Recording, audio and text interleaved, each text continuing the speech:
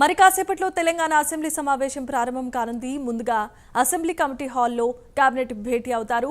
కులగణన సర్వేను అసెంబ్లీలో ప్రభుత్వం చర్చలో పెట్టనుంది. కులగణన రిపోర్టుకు ముందుగా కేబినెట్ ఆమోదాన్ని తెలపనుంది. ఎస్సీ వర్గీకరణ అమలు కోసం ప్రభుత్వం ఏకసభ్య కమిటీని ఏర్పాటు చేసింది. ఎస్సీ వర్గీకరణ అమలుపై రాష్ట్ర ప్రభుత్వానికి ఏకసభ్య కమిటీ నివేదికను అందించింది. సుప్రీంకోర్టు తీర్పును అమలు చేసే తొలి రాష్ట్రంగా తెలంగాణ ఉండబోతోందని అసెంబ్లీలో సీఎం రేవంత్ రెడ్డి ప్రకటించారు.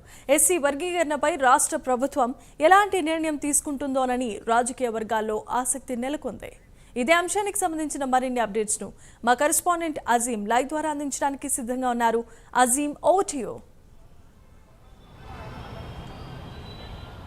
థ్యాంక్ యూ జమీవా. మరి కాసేపట్లో అసెంబ్లీలోని కమిటీ హాల్లో క్యాబినెట్ సమావేశం ప్రారంభం కానుంది. అయితే ఈ క్యాబినెట్లో మనం ప్రధానంగా చూసుకున్నట్టయితే కులగణనకు సంబంధించినటువంటి ఏదైతే నివేదికను Sandeep Sultania department planning department principal secretary Sandeep Sultania ఆధ్వర్యంలో జరిగినటువంటి ఏదైతే సమగ్ర కులగణన సర్వేకి సంబంధించిన నివేదికను ఇప్పటికే క్యాబినెట్ సబ్ కమిటీకి కూడా ఇప్పటికే ఇవ్వడం కూడా జరిగింది. సో ఈ క్యాబినెట్ సబ్ కమిటీ కూడా ఈరోజు ఏదైతే క్యాబినెట్ ముందు కూడా ఏదైతే సందీప్ సుల్తానియా ఇచ్చినటువంటి నివేదికను ఈరోజు క్యాబినెట్లో పెట్టనున్నారు. క్యాబినెట్లో చర్చించిన తర్వాత క్యాబినెట్ ఆమోదం పొందుతుంది. ఆమోదం పొందిన తర్వాత అనంతరం ఏదైతే ఈ రోజే 11 గంటలకు ఈరోజు ప్రత్యేక శాసనసభ సమావేశాలు కూడా ఏదైతే నిర్వహించనుంది ప్రభుత్వం. సో ఈ సమావేశాల్లో కూడా ఏదైతే కులగణనకు సంబంధించినటువంటి నివేదికను పెట్టి చర్చించనుంది ఈ ప్రభుత్వం. అయితే ఈ ఏదైతే కులగణన సర్వేతో పాటు కూడా ఎస్సీ వర్గీకరణ అంశం కూడా చాలా ప్రధానంగా మనం చెప్పుకోవచ్చు. ఎందుకంటే ఇప్పటికే రిటైర్డ్ జస్టిస్ అయినటువంటి షమీం అఖ్తర్ ఆధ్వర్యంలో ఒక ఏకసభ్య కమిటీని కూడా ఏదైతే ప్రభుత్వం ఏదైతే నియమించింది.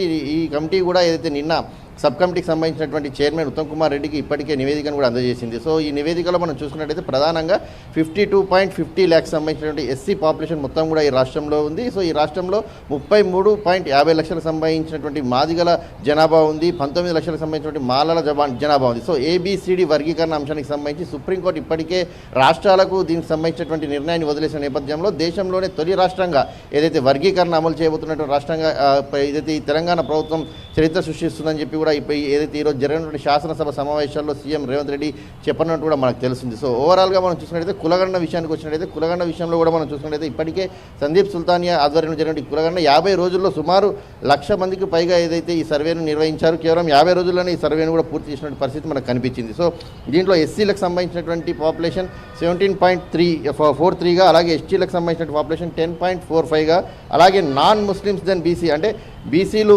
ముస్లిమ్స్ లేకుండా బీసీలకు సంబంధించిన పాపులేషన్ 46.25గా ఉంది. అలాగే మైనార్టీలకు సంబంధించిన పాపులేషన్ 12.56గా, అలాగే ఓసీలు 15.79. అయితే ఈ కులగణనపై ఇప్పటికే ప్రతిపక్షాలు కూడా నోరు విప్పాయి. దీనిపై ఏదైతే కులగణన సర్వే జరిగిందో ఇదంతా కూడా రాంగ్ సర్వే అని కూడా చెప్పుకుంటూ వస్తున్నారు. ఆర్ కృష్ణయ్య బీసీ సంఘాల నేతకు సంబంధించిన ఆర్ కృష్ణయ్య, జాజుల వీరందరూ కూడా మాట్లాడుతూ కూడా ఓసీల పాపులేషన్ని పెంచి బీసీలకు సంబంధించిన పాపులేషన్ని 7% తగ్గించారని చెప్పి కూడా వారు ఏదైతే ఒక ఆరోపణలు కూడా చేస్తున్నారు. సో ఖచ్చితంగా దీనిపై సీఎం రేవంత్ రెడ్డి మరోసారి సమీక్షించాలి, మరోసారి సర్వే చేయించాల్సిన అవసరం అయితే ఉందని చెప్పి కూడా బీసీ సంఘాలకు సంబంధించిన నాయకులు చెప్తున్నటువంటి పరిస్థితి అయితే మనకు కనిపిస్తుంది. సో ఈరోజు క్యాబినెట్ 10 గంటలకు ప్రారంభం కాబోతుంది. సో మరికొద్ది సేపట్లోనే క్యాబినెట్ సమావేశంలో ఇటు కులగణన సర్వేకి సంబంధించినటువంటి నివేదిక కావచ్చు, అలాగే షమీం అఖ్తర్ ఏదైతే ఏకసభ్య కమిటీ ఎస్సీ వర్గీకరణపై ఇచ్చినటువంటి నివేదిక, 2 నివేదికల్ని కూడా ఈరోజు క్యాబినెట్లో పెడతారు. ఆమోదించిన తర్వాత ఈరోజు సమావేశం జరుగుతుంది, అసెంబ్లీ సమావేశం.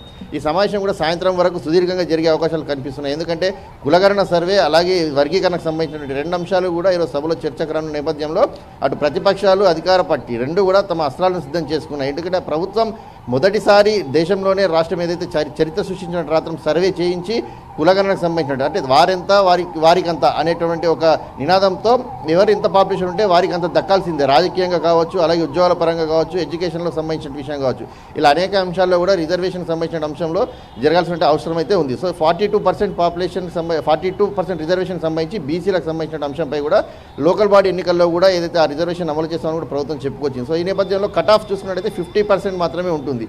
సో ఇక్కడ ఎస్టీలకు సంబంధించినటువంటి పాపులేషన్ చూసినట్టయితే 27.25గా ఏదైతే వారి సంబంధించిన రిజర్వేషన్ ఉంటుంది. సో ఇక్కడ మనం 50 కట్ ఆఫ్ చూసుకుంటే బీసీలకు కేవలం 22.23 22 or 23కి సంబంధించినటువంటి రిజర్వేషన్ అమలయ్యే అవకాశం ఉంటుంది. కానీ ప్రభుత్వం ఇప్పటికే 42% అమలు చేస్తాము బీసీ జనాభా ప్రాతిపదికన కూడా చెప్పుకుంటూ వచ్చిన నేపథ్యంలో అసలు ప్రభుత్వం ఎలాంటి అడుగులు వేయబోతుంది, ఎలాంటి చర్చను అసలు సభలో పెట్టబోతుంది, సీఎం ఏ రకమైనటువంటి సమాధానాలు ఇవ్వబోతున్నారు, ఎలాంటి ప్రతిపక్షాలు ఎలాంటి కౌంటర్స్ ఇవ్వబోతున్నాయి అనేది ఒక పూర్తిసారంగా ఆసక్తికరంగా అయితే మారిందని చెప్పుకోవచ్చు. సో ఈ క్యాబినెట్ సమావేశం అనంతరం 11 గంటలకు అసెంబ్లీ సమావేశం ప్రారంభమవుతుంది. సో ఓవరాల్గా ఈరోజు తెలంగాణ వ్యాప్తంగా కూడా ఈ అసెంబ్లీ సమావేశాలపై ఒక ఆసక్తికరమైన విధమైనటువంటి చర్చా వాతావరణం అయితే నెలకొందని మనం చెప్పుకోవచ్చు Jemimah. Right, thanks for the updates and details Azeem.